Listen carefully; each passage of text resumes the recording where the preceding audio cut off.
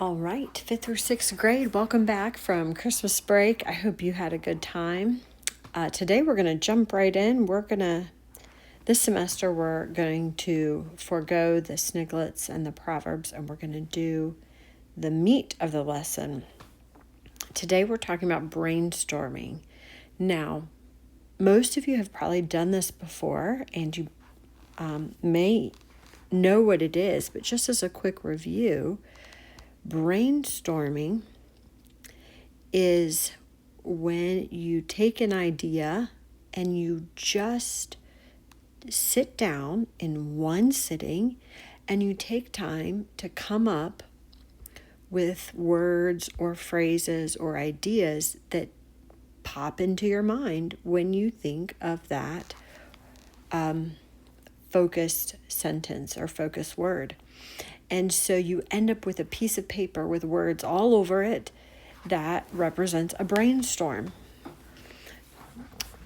Something to remember when you do this. Number one, there are no bad ideas. So this is not the time to sit and ponder, should I write this down? Should I not? Is this a good idea? I don't know. Maybe. No, you don't do that. You start writing and you don't stop. You don't worry about neatness or spelling. I know my kids are going to love that. You don't overthink it. You just write, and you do it quickly in one sitting. So let's do it together. In fact, brainstorming isn't just good for writing. It's not just a great place to start before you write, but it's good for lots of things. When I was in high school, I was on a committee, and we were planning a big event called a junior senior. And we had to come up with a theme. Then we had to execute it. So we had to come up with decorations, a schedule for the evening, the menu, and we had to decide who was in charge of what. We were working within a budget. It was a huge project. And do you know that the very first meeting with all of us together, there was a teacher who actually was leading the meeting for the students, and he went to the board and he said, let's brainstorm. And we did exactly that. Everyone just threw out ideas, anything they thought of. And he stood there and wrote them down, and there were no bad ideas. Now, the truth is, are there some bad ideas? Are there some words or some phrases or some things that come to mind that later you probably won't use or you might not even need for your assignment? Yes. But now is not the time to reject them. Save that for later. For now, all you're doing is getting everything down on paper. So, for party planning, let me show you what we did. We came up with things like, you can even doodle if you want, if it helps you with your planning. You can, that day when we talked about a beach-themed idea, and we had palm trees as part of our decoration, and someone said, oh, we should bring in some real sand, and oh, maybe we could call it a luau. I think that's how you spell it, but we don't worry about that now, right? Someone else said, oh, we should do a medieval theme. And of course, almost everyone misspells medieval, right? Including me.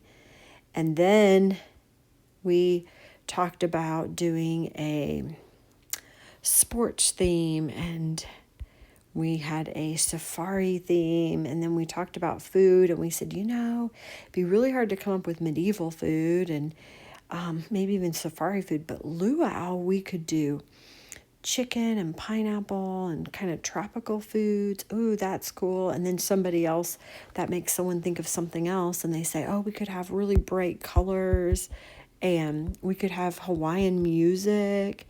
And so the ideas just started flowing, and we just brainstormed and kept going. And by the end, we all stood back and we looked at the brainstorm, and we thought, the one that really stands out is this tropical Hawaiian one. And that's what we ended up going with that year.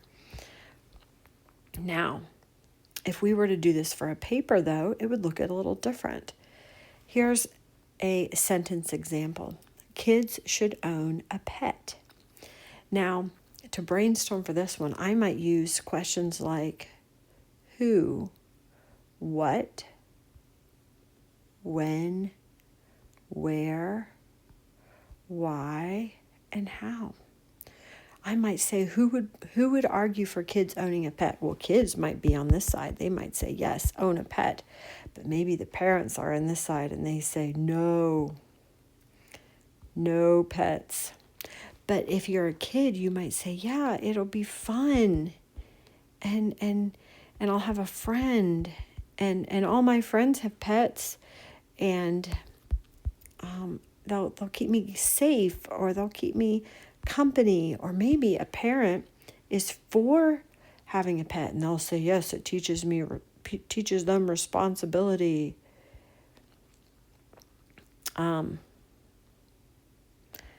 Writing this, it's starting to get all scrambled. Or maybe they'll say, it's very expensive. So you might have reasons to say yes and reasons to say no. Maybe they're stinky. And then you can't travel. So you could just go on and on until you decide, I actually have two sides to this. I have a positive side and I have a negative side. So maybe I can write a paper about the pros and the cons of owning a pet. Now, it's your turn.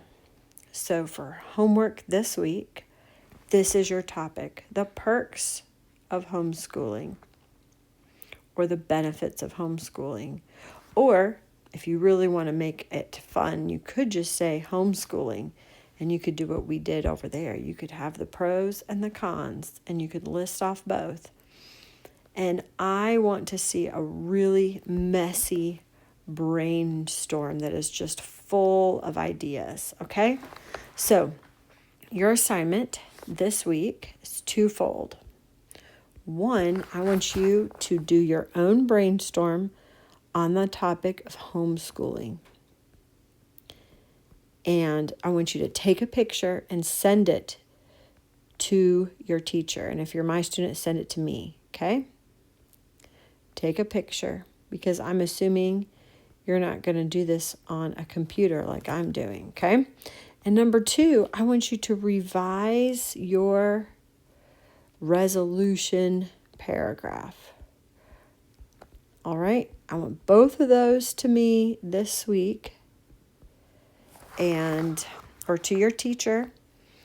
And parents, again, they get points for doing it and following these instructions. So for a brainstorm, it needs to be a full paper of ideas, and this needs to be a clean copy. All right? See you guys next week.